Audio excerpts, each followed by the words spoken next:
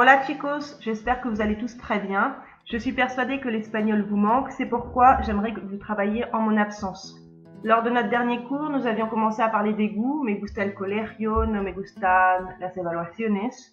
Je vais donc vous expliquer à partir de cette vidéo comment s'emploie le verbe gustar.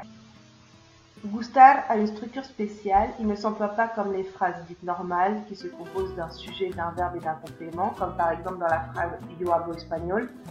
Gustar se compose d'un complément d'objet indirect, de gustar conjugué à la troisième personne et de ce que l'on aime. Exemple, a mí me gusta el español.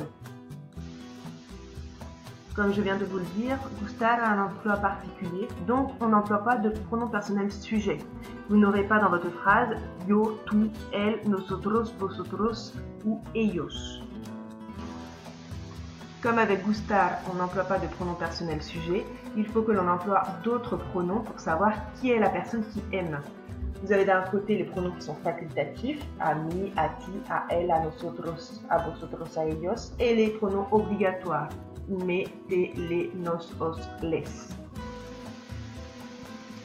Les pronoms obligatoires sont donc me, te, les, nos, os, les.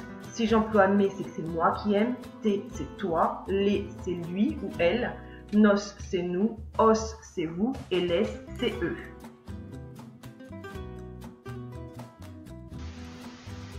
Les pronoms facultatifs servent quant à eux à insister. A mí me gusta el chocolate, moi j'aime le chocolat. A ti te gusta cantar, toi tu aimes chanter. A él le gusta, lui il aime, etc. Ils vont être obligatoires à partir du moment où vous avez un prénom ou un nom commun. Exemple, a Miguel le gusta el fútbol, Miguel aime le foot.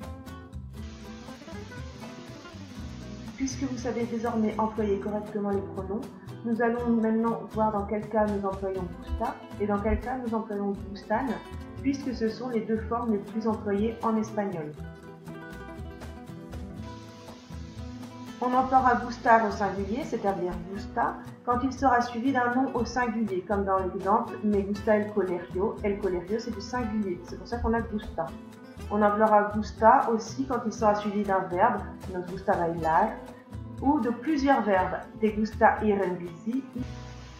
Et gustar sera conjugué au pluriel, c'est-à-dire gustan, quand il sera suivi d'un nom au pluriel, comme dans l'exemple me gustan los gatos. Los gatos qui est un pluriel, d'où gustan. On aura gustan aussi quand il sera suivi de plusieurs noms, même si ceci c'est au singulier. A Maria le gustan la falda y el bosso, on a deux éléments, ça devient donc un. Pour éviter de se tromper entre gusta et gustan, je vous conseille de remplacer ce verbe par le verbe plaire en français. Exemple, te gusta bailar, danser te plaît. A Maria le gustan la falda y el bolso, la jupe et le sac plaisent à Maria.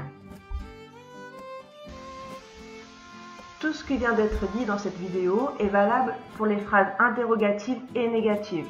Exemple, os gusta viajar en avión, aimez-vous voyager en avion? A ellos no les gustan los perros, eux n'aiment pas les chiens. Vous penserez bien à mettre no devant le pronom obligatoire. J'espère que cette petite vidéo vous a permis de mieux comprendre l'emploi du verbe gustar. Quoi qu'il en soit, nous en reparlerons en classe, mais entre-temps, j'aimerais vous passer plusieurs exercices pour vous familiariser avec ce verbe. Je vous souhaite bon courage et je vous dis hasta luego!